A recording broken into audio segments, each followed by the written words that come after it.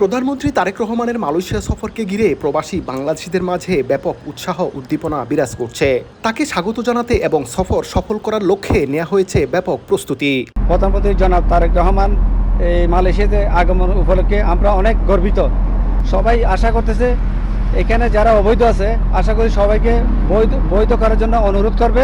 নেপাল আসতেছে অনেক কম খরচে, ইন্ডিয়া আসতেছে অনেক কম খরচে, শুধু আমাদেরই খরচ বেশি। আমরা চাই সিন্ডিকেট মুক্ত একটা শ্রমবাজার হোক, যেখানে কোনো সিন্ডিকেট নেই। মালয়েশিয়া বৃহত্তর দ্বিতীয় শ্রমবাজার বাংলাদেশের জন্য বিভিন্ন কারণে সেটা এখনো ঝুলে আছে। সেই বিষয়গুলো আলাপ আলোচনা করে মালয়েশিয়াতে আবার কিভাবে সুন্দরভাবে শ্রমিক প্রেরণ করা যায় সেই বিষয়টা তিনি এখানে এসে সমাধান করবেন। টাইফুন ফ্যাব্রিক কেয়ারের সুপার পাওয়ার। প্রধানমন্ত্রীর এই সফরকে দুই দেশের কূটনৈতিক সম্পর্কের ক্ষেত্রে অত্যন্ত গুরুত্বপূর্ণ মনে করা হচ্ছে। প্রবাসীদের প্রত্যাশা, তারেক রহমানের এই সফর বাংলাদেশ ও মালয়েশিয়ার মধ্যকার দ্বিপক্ষীয় সম্পর্ককে নতুন উচ্চতায় নিয়ে যাবে।